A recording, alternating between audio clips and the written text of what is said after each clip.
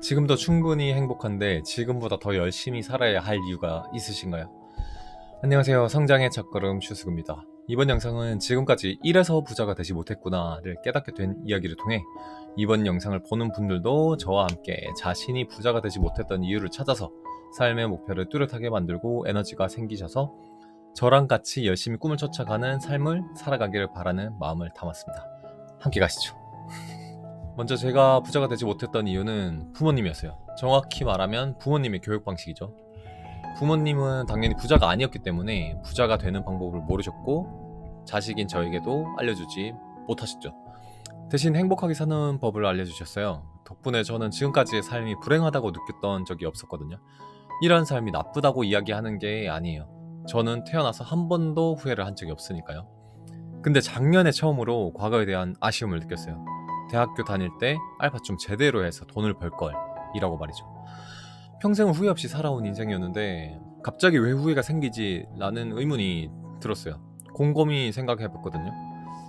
생각해보니까 저는 대학교 다니면서 도서관 알바도 하고 택배 상하차도 하고 휴학한 채로 스타벅스에서도 고깃집에서도 일했어요.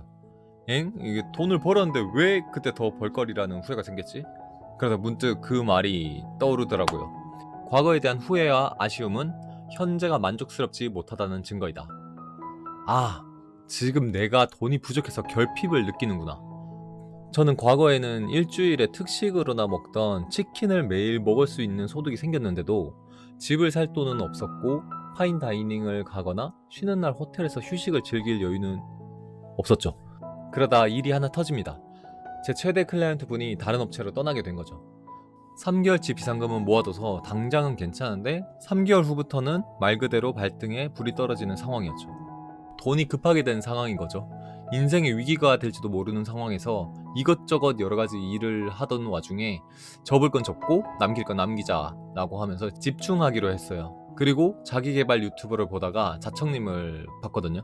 솔직히 첫인상은 영상에서 봤을 때 진짜 좀 사기꾼 아닌가 하는 냄새가 나는 듯 했거든요. 자기는 이미 성공했고 그 성공 방법을 담은 책이 있다고 소개하는 영상이었거든요. 그냥 뻔한 자기계발서 홍보구나 하고 넘겼어요. 근데 외부 일정을 갔다가 여유되는 시간에 책 여행자를 만나게 됩니다. 그래, 결국 그 사람이 이 책을 통해 돈을 벌었든 사업으로 벌었든지 저 책은 해답을 주겠구나 라고 생각이 들더라고요. 그리고 책 앞에 부분을 읽었더니 바로 구매를 하고 이틀 만에 완독을 해버렸습니다. 가장 먼저 읽었던 부분은 역행자 7단계인데요. 그리고 첫 번째, 자의식 해체입니다. 제가 밑줄 친 부분만 잠깐 읽어볼게요. 난 돈이 없어도 행복해 라고 끊임없이 자위하지만 항상 어떻게 돈을 벌지 걱정하며 자신을 고용한 윗사람이 능력에 맞는 월급을 주지 않는다고 욕하며 밥을 사 먹을 때마다 가격표를 보면서 걱정한다. 인정해라. 그래야 그 다음부터 발전이 일어난다. 그 다음으로 자의식의 문제점을 철저히 깨달은 사람은 인생의 방향을 크게 틀 수 있다.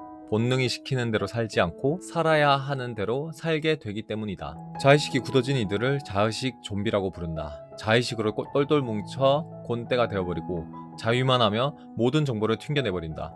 결국 그들이 할 수 있는 것이라곤 남 탓, 사회 탓, 잘난 사람 깎아내리기 밖에 없다. 여기서 나오는 자의식 해체는 3단계로 나오는데요. 탐색, 인정, 전환입니다.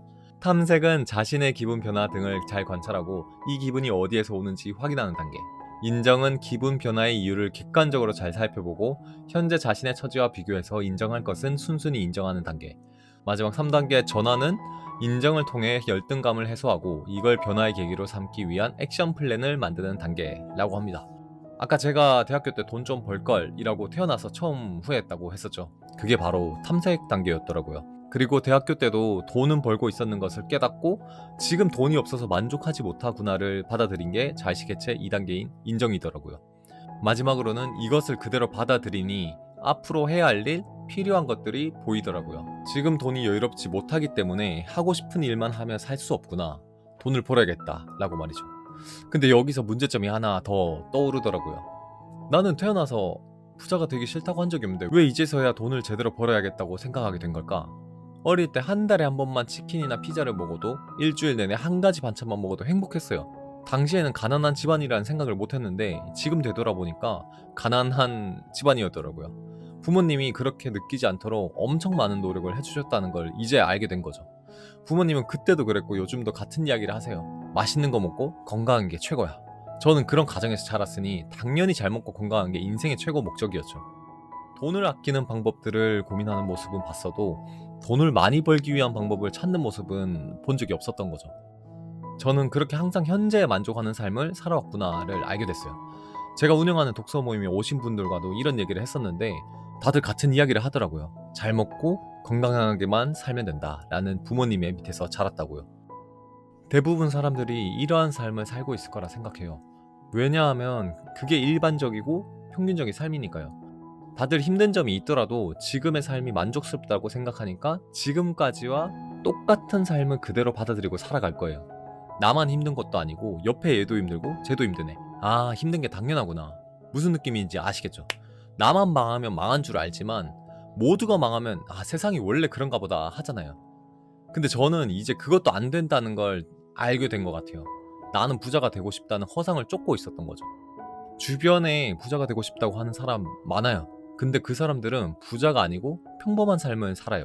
출근하고 밥 먹고 운동하고 휴대폰 보다가 잠들거든요. 그럼 이거보다 더 어떻게 하냐라고 하잖아요. 그럼 그렇게 살아가게 되는 거죠 뭐. 지금까지 부자가 될 수 없는 삶을 살았는데 그 반복된 삶의 변화는 하나도 안 만들면서 부자가 되기를 바라는 건 그냥 허상이라 생각해요. 저도 물론 그 중에 하나였습니다. 사실 이게 다 과거에 저에게 하는 말 같아요. 그래서 너는 뭐 하는데? 라고 하실 수 있죠. 여러분이 보고 있는 이 영상은 유튜브입니다. 유튜브를 시작했죠. 그리고 영상 편집 강의와 전자책을 준비하고 있어요. 이걸로 올 한 해 목표로 집중하기로 했습니다. 영상의 내용을 요약해 볼게요.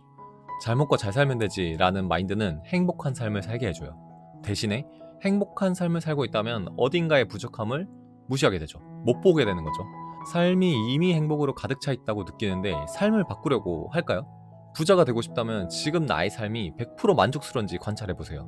부족한 부분이 나는 너무 아쉽구나를 인정하세요. 그리고 나만의 인생을 변화시킬 계획을 세워보는 겁니다. 마지막으로 내가 왜 부자가 되지 못했나를 생각해보세요. 그것을 깨달으면 나도 부자가 될 수 있겠구나 라는 진정성 있는 믿음이 생기실 겁니다. 부모 탓, 환경 탓, 시기 탓, 남 탓을 하거나 현재 삶을 항상 행복하다고 자유하면서 부자가 되지 못한 사람이 너무나 많은데 저도 그 중에 하나였어요. 그 덕분에 이제는 이렇게 영상도 만들고 있잖아요. 여러분도 부자가 되지 못한 이유를 찾게 되시면 어떤 방향으로든 부자로 가는 길이 나타나게 되실 겁니다. 여러분의 부자가 되지 못했던 이유는 무엇인가요? 저와 함께 찾아보시죠. 슈스거였습니다.